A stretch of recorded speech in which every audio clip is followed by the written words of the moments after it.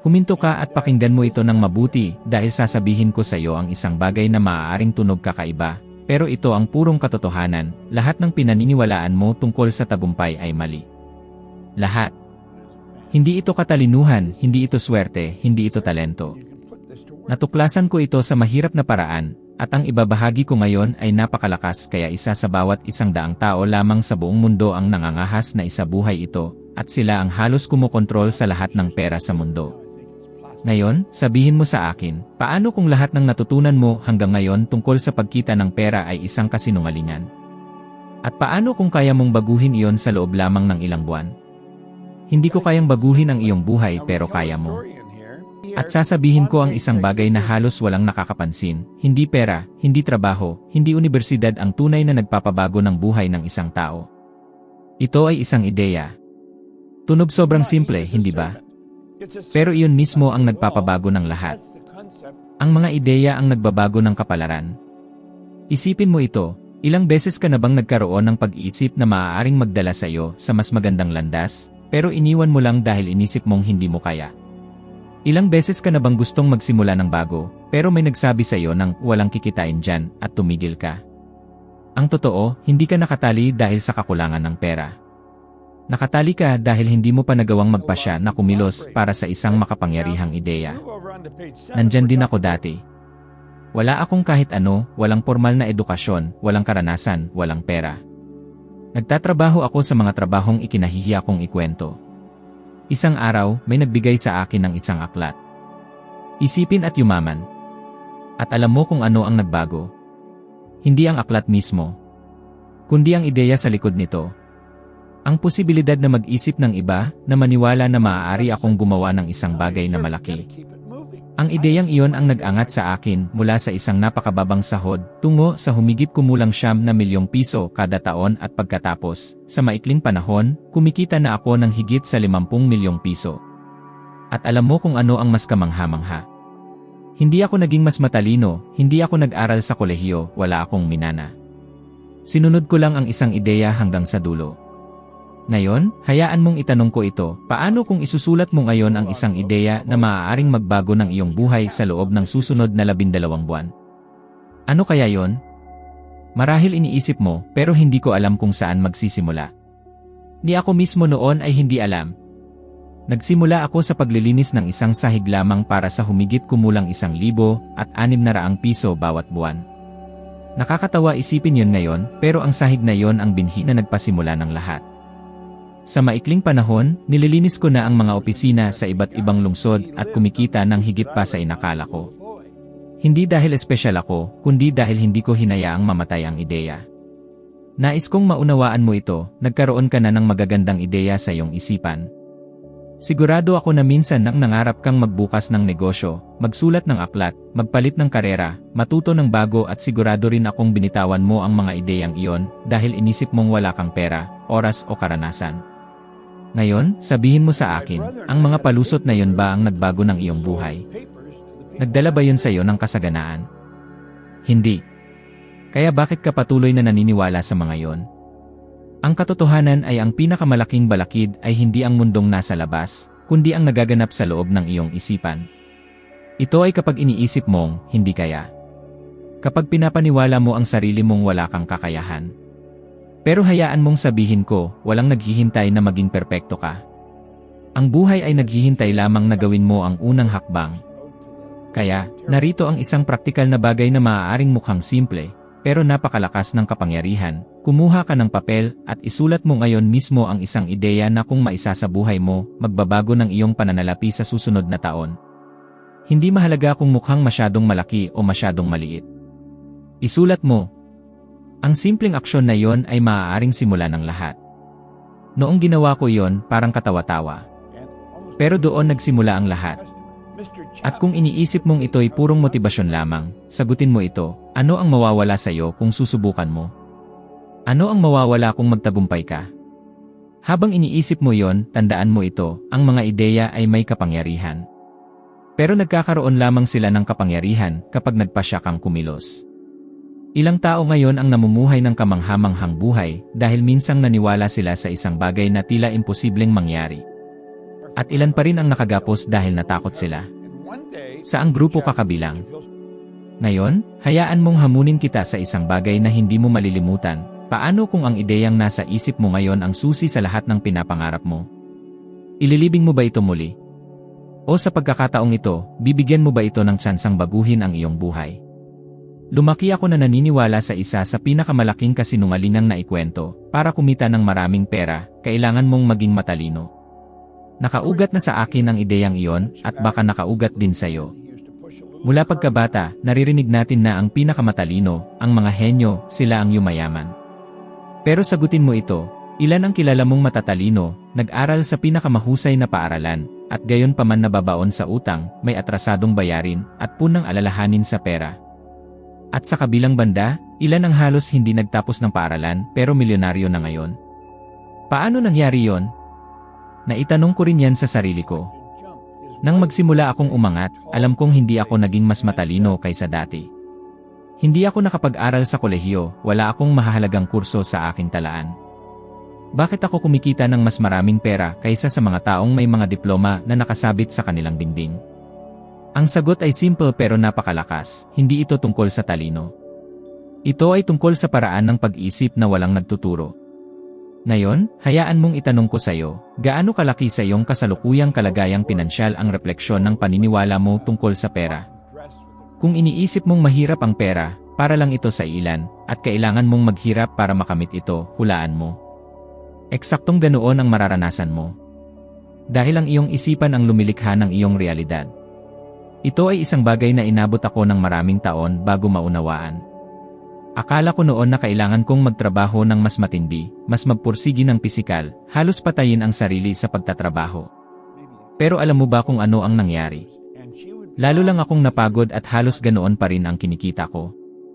Hanggang sa mapagtanto ko na ang susi ay hindi lakas kundi kamalayan. Kailangan kong ihanay ang aking isipan sa tamang ideya. At may sasabihin ako sa iyo na baka ikagulat mo, karamihan sa mga tao ay nabubuhay na parang nahipnotismo. Inuulit nila ang parehong bagay, iniisip ang parehong bagay, naniniwala sa parehong bagay at inaasahan ang ibang resulta. Tingnan mo ang mga datos, mas mababa sa isa sa bawat 100 tao sa buong mundo ang may kontrol sa halos lahat ng yaman. Sa palagay mo ba ito'y swerte? O isang aksidente lang? Siyempre hindi.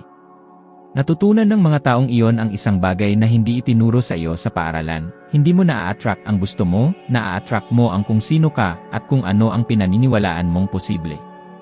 Ngayon, sabihin mo nga, ilang beses ka nang nakaisip ng isang oportunidad, pero binaliwala mo dahil inisip mong hindi ito para sa iyo. Ilang beses mong sinabi sa sarili mo, napakaganda nito para maging totoo. Iyan ay patunay na ang iyong isipan ay nakaprograma para limitahan ka.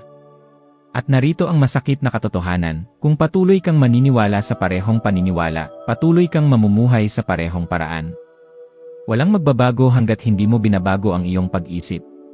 Kaya gusto kong bigyan ka ngayon ng isang praktikal na hakbang, isulat mo sa papel ang pinakamalakas na paniniwala mo tungkol sa pera. Maaaring ganito, mahirap ang pera, para lang ang pera sa ilan, hindi ako marunong sa pera. Ngayon, tingnan mo ang pangungusap na yon at itanong, ito ba ay tunay na totoo o tinanggap ko lang dahil ito ang narinig ko mula pagkabata? Nang ginawa ko ito sa unang pagkakataon, napagtanto ko na bitbit ko ang mga ideyang hindi naman akin. Mga ideya ito ng aking mga magulang, ng lipunan, ng paaralan. At pinili kong wasakin ang mga yon. Dahil narito ang punto, maaari mong ipagpatuloy ang paniniwalang ang tagumpay ay tungkol sa talino, swerte, o walang humpay na pagod. O maaari mong tanggapin na ang sikreto ay nasa kung paano mo pinoprograma ang iyong isipan. Nasa iyo ang pagpili. Pero hayaan mong itanong ko ito na maaaring magbago ng lahat, paano kung, pagdating ng isang taon, lingunin mo ang nakaraan at makita mong ang tanging pumipigil sa pagitan mo at sa buhay na gusto mo ay isang maling paniniwala, patuloy ka pa rin bang magiging alipin nito? O magpapasya ka na ngayong wasakin ang kasinungalingang iyon at lumikha ng bagong katotohanan para sa iyo? Nasa hulihan ako ng isang napakalaking bulwagan, puno ng mga tao, at pakiramdam ko ay wala akong lugar doon. Sa unahan, sa entablado, may isang lalaking nagngangalang Bill Gove. Hindi siya basta nagsasalita, kundi tila pinamumunuan niya ang buong silid. 1,000 tao ang nakikinig na parang nahipnotismo sa bawat salita niya. At ako, nakatayo sa likuran, iniisip, kung kaya ko lang magsalita ng ganyan, kung kaya ko lang magkaroon ng ganoong kumpiyansa, mababago ko ang lahat. Pero alam mo ba kung ano ang nararamdaman ko noon? Takot. Takot na bumuka ang bibig at magmukhang katawa-tawa. Takot na ilantad ang sarili. Hanggang sa bigla niyang sabihin ang isang pangungusap na tumama sa akin na parang suntok sa sikmura, kung gusto kong maging malaya, kailangan kong maging ako. Hindi ang ako na iniisip kung gusto mong maging ako. Hindi ang ako na iniisip ng pamilya ko na dapat ako. Hindi ang ako na iniisip ng mga anak ko na dapat ako. Kung gusto kong maging malaya, kailangan kong maging ako. Umiikot iyon sa isip ko. Doon ko napagtanto na nabubuhay ako para lamang magustuhan ng iba. Hindi ako tunay na ako. At baka ito rin ang nangyayari sa iyo ngayon. Ilang pangarap na ba ang pinatay mo dahil natakot ka sa iniisip ng iba? Ilang beses mo nang gustong sumubok ng bago, pero hindi ginawa dahil may nagsabi, kalokohan yan. Ilang beses mo nang binago ang sarili para magkasya sa inaasahan ng iba. Alam mo kung ano ang totoo? Ang mabuhay para lang magustuhan ng iba ang pinakatahimik na bilangguan na mayroon. Maari kang humihinga pero hindi ka nabubuhay. Ilang taon akong nabuhay ng ganoon, tinatago kung sino talaga ako, pilit na hindi mapansin, pinapaliit ang sarili para hindi makaistorbo. At sa loob-loob ko, unti-unti akong nasisira. Noong araw na yon, nagdesisyon ako, hahanapin ko kung sino talaga ako. Palalayain ko ang sarili ko mula sa peking anyo na isinusuot ko para magkasya sa mundo ng iba. Pero hindi ko ito ipagkakaila, hindi ito naging madali. Dahil kapag pinili mong maging ikaw, may mga taong maiinis. May tatawa, may pupuna, tatawagin kang mayabang. Pero alam mo kung ano ang mas masama? Ang manatiling nakulong sa isang buhay na hindi naman iyo. At ngayon, gusto kong pag-isipan mo ito, sa ilang bahagi ng iyong buhay ka nabubuhay para lang magustuhan ng iba. Sa trabaho, sa pamilya, sa relasyon ilang piraso ng sarili mo ang iniwan mo para lang mapanatili ang kapayapaan. Gusto kong imungkahi sa iyo ngayon, pumili ka ng isa sa mga larangang ito at isulat, ng buong buo, kung paano magiging ikaw kung ikaw ay magiging ganap na ikaw. Walang mga maskara, walang palusot. Paano ito magiging? Ano ang magbabago? Naisip mo na ba ito? Dahil kung hindi mo pa naisip, nangangahulugan ito na hindi ka pa totoong nabubuhay. Naalala ko ng eksakto ang araw na nagpasya akong magsalita sa harap ng publiko. Ako ay natatakot, ngunit alam kong bahagi iyon ng taong gusto kong maging. At alam mo ba kung paano ako nagsimula? Nagpraktis ako sa harap ng salamin, nanginginig ang boses, nanginginig ang mga kamay. Para akong kalamidad. Ngunit nagpatuloy ako. Dahil naunawaan ko na hindi ko kailangang maging perpekto, kailangan ko lamang maging ako. Sa paglipas ng panahon, hindi lamang ako natutong magsalita, nagsimula akong mahalin ang pagsasalita. Ngayon, nakakapagsalita ako sa libu-libong tao sa buong mundo. Ngunit nagsimula ang lahat sa araw na iyon, sa silid na iyon, nang marinig ko ang mga salitang iyon. Ngayon, tinatanong kita, ano ang kailangan mong desisyonan ngayon upang maging ikaw? Ano ang kailangan mong gawin kahit na natatakot upang maging malaya? Dahil ipinapangako ko sa iyo, hindi mawawala ang takot bago ka kumilos. Mawawala ito pagkatapos mong kumilos. At kung hindi mo ito gagawin, gugugulin mo ang buong buhay mo na nagtatanong kung paano sana yon. Kaya, sabihin mo sa akin, magpapatuloy ka bang mamuhay para lang mapasaya ang iba, o sa wakas ay magiging malaya ka na? Alam mo ba kung alin ang pinakamalupit na bilangguan? Hindi ito ang mga rehas, hindi ito ang kakulangan sa pera, hindi ito ang kakulangan sa oportunidad. Ito ay ang pag-alinlangan. Ang tinig na bumubulong sa iyong tainga, paano kung hindi ito magtagumpay? Paano kung ako ay mabigo? Paano kung pagtatawanan nila ako? Ako ay nakulong sa tinig na iyon ng maraming taon. At sasabihin ko sa iyo, hindi lamang ako nakulong ng pag-aalinlangan, halos ako ay nawasak nito. Napaka-insikuro ko na hindi ako nagtatanong sa publiko. Alam mo ba bakit? Dahil natatakot ako sa iniisip ng mga tao. Takot na magmukhang tanga. Pupunta ako sa mga pulong at mananahimik kahit may malalaking katanungan. Mas pipiliin ko pang umalis nang hindi nauunawaan ang kahit ano kaysa ilagay ang sarili sa panganib. At hayaan mo akong tanungin ka, ilang beses mo na bang ginawa yon? Ilang pagkakataon ang pinalampas mo dahil natatakot ka sa iniisip ng iba? Siguro pinapangarap mong magtayo ng negosyo, ngunit hindi mo ginagawa dahil iniisip mo, paano kung mawalan ako ng pera? Siguro gusto mong magpalit ng karera, ngunit paralisado ka ng pag-aalinlangan. Paano kung mabigo ako? Paano kung huli na? Ngayon, sabihin mo sa akin, ilang taon na ng iyong buhay ang naibigay mo sa takot na ito? Ilang pangarap ang iyong inilibing dahil sa pag-aalinlangan? Sasabihin ko sa iyo ang isang bagay na natutunan ko mula sa isa sa pinakamahuhusay na guro na aking nakilala, si Earl Nightingale.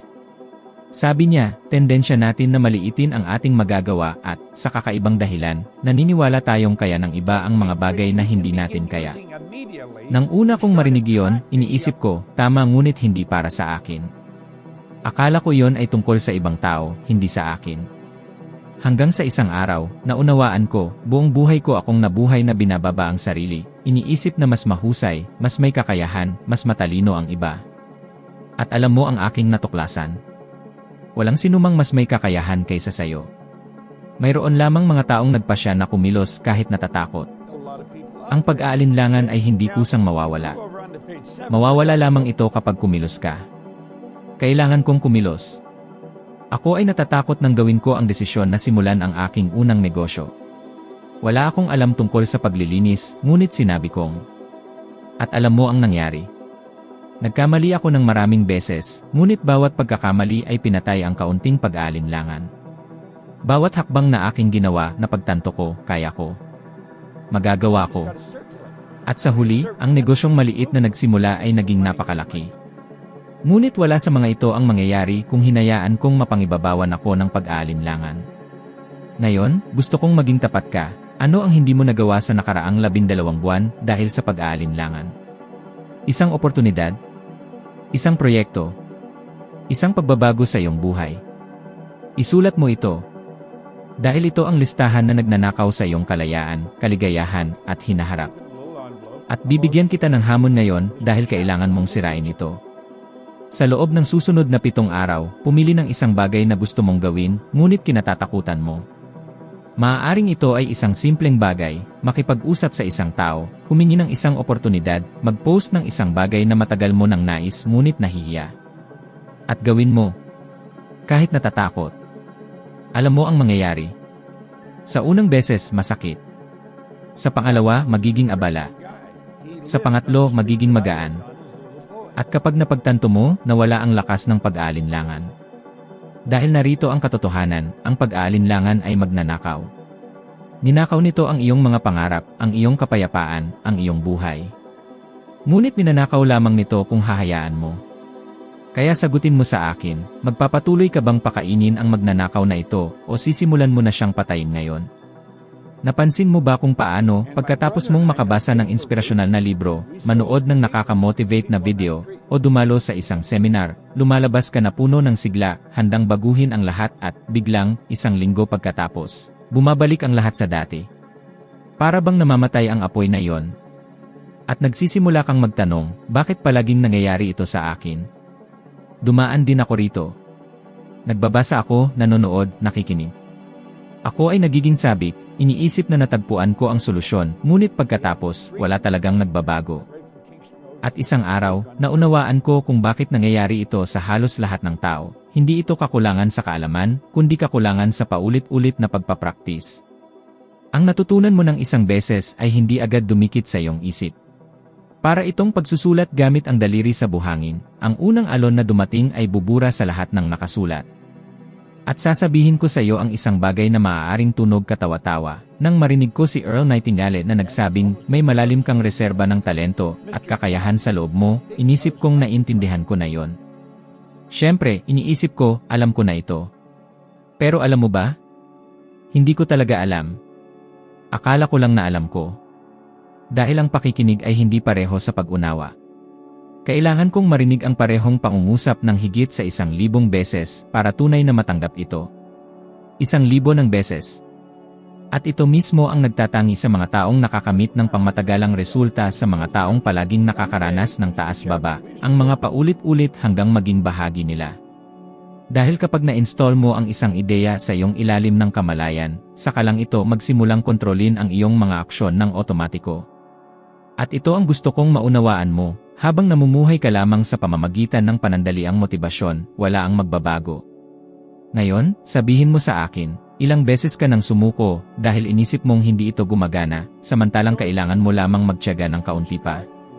Ilang beses ka nang nagsimula ng isang kamanghamanghang bagay, ngunit huminto sa kalagitnaan dahil hindi mo nakita agad ang resulta. At kung nagpatuloy ka, nasaan ka na kaya ngayon? Naalala ko ang aking simula. Araw-araw kong pinapakinggan ang mga recording ni Earl. Hindi ito kapag may oras ako. Araw-araw. Sa kotse, sa paliligo, sa agahan. Paulit-ulit ko itong ginawa hanggang sa ang mga salita ay nakadikit sa aking isip. At isang araw, nang hindi ko namamalayan, nagsimula akong kumilos ng iba. Hindi ko na kinailangan pilitin. Nangyari lang. At doon nagbago ang lahat. Alam mo ba ang kahanga-hanga? Pinapatunayan ito ng agham. Ipinapakita ng mga pag-aaral na kailangan ng utak ng tuloy-tuloy na pag-uulit para makalikha ng bagong pattern. Ganito nabubuo ang isang ugali. Ganito mo nare-reprogram ang iyong isipan.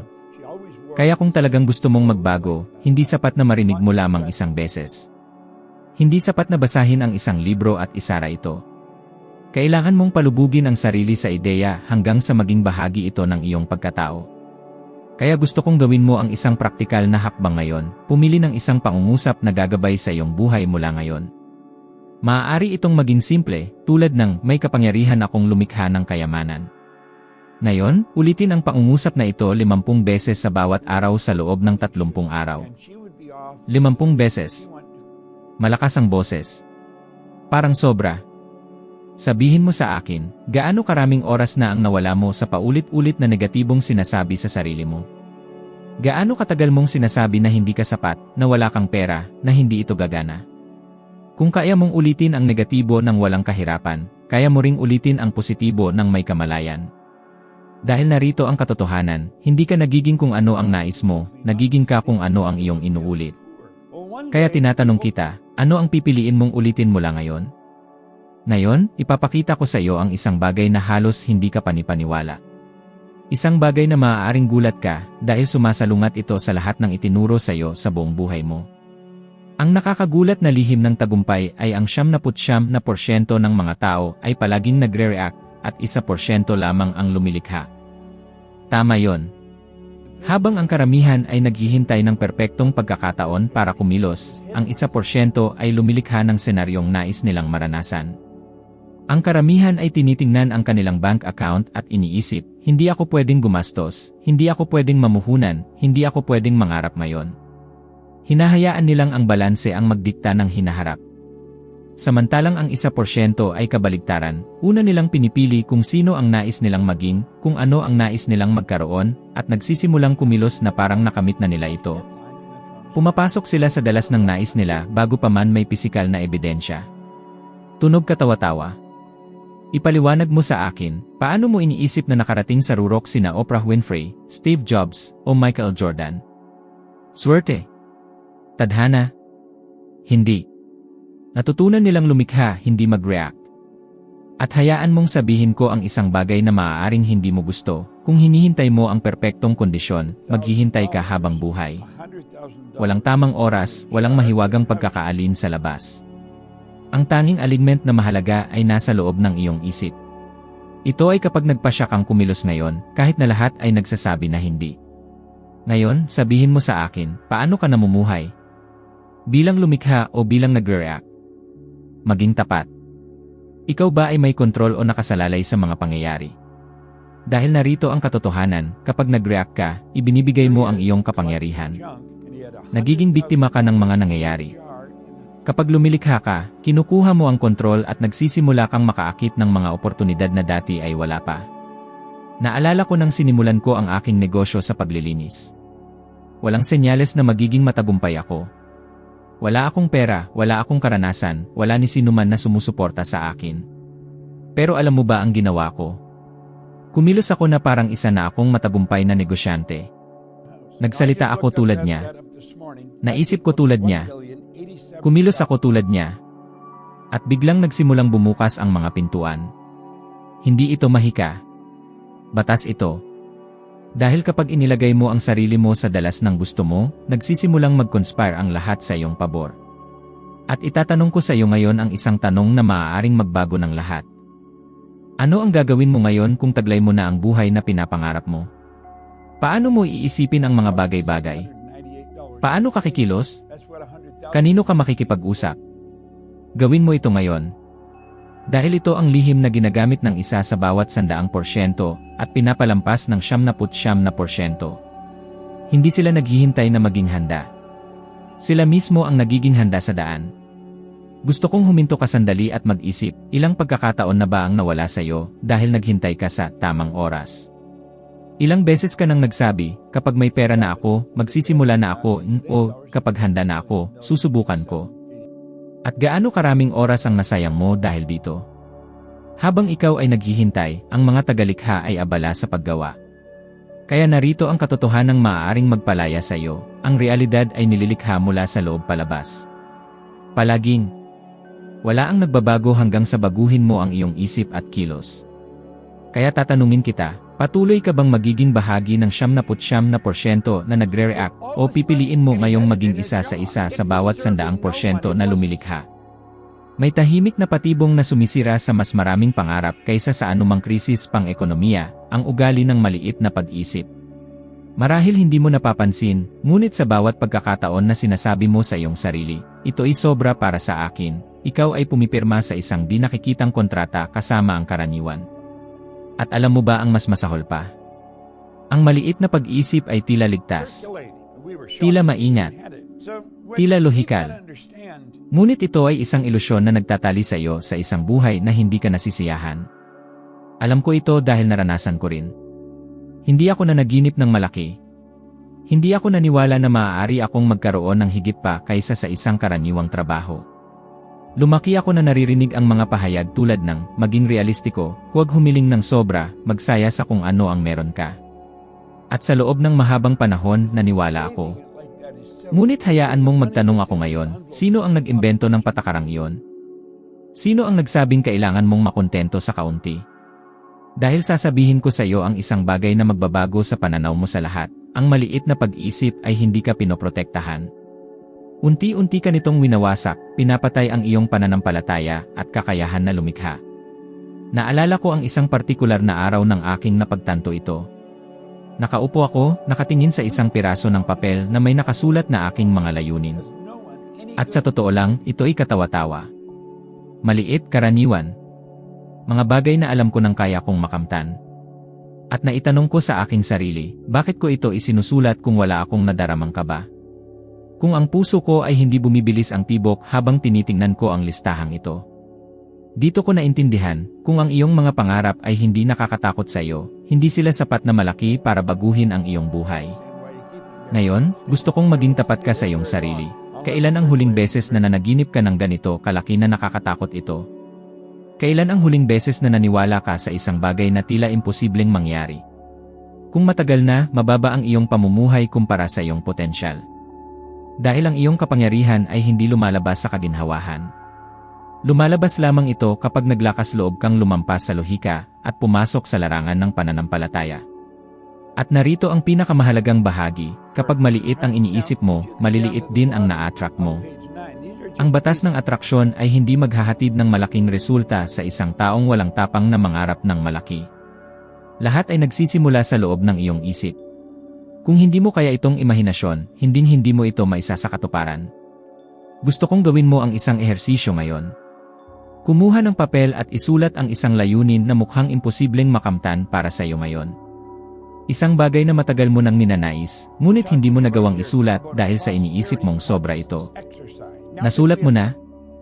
Ngayon, tingnan mo ito at itanong sa sarili, sino ang kailangan kong maging para makamit ito? Anong bersyon ng aking sarili ang may tapang na isakatuparan ito? Dahil dito nakatago ang lihim, hindi mo kailangang maghintay para maging taong iyon. Maaari kang magsimulang kumilos bilang siya ngayon. At sasabihin ko sa iyo ang isang bagay na maaaring masakit, ngunit ito ang katotohanan, kung hindi ka mananaginip ng malaki, may iba na mangangarap sa halip mo at gugugulin mo ang buong buhay mo sa pagtupad ng pangarap nila. Gusto mo ba nito? Gusto mo bang gastusin ang buhay sa pagtatayo ng kastilyo ng iba habang nakatira sa bahay na hindi mo gusto? O gusto mo bang lumikha ng isang bagay na napakalaki na kahit ang mga nagduda sa iyo ay tatanong kung paano mo ito nagawa?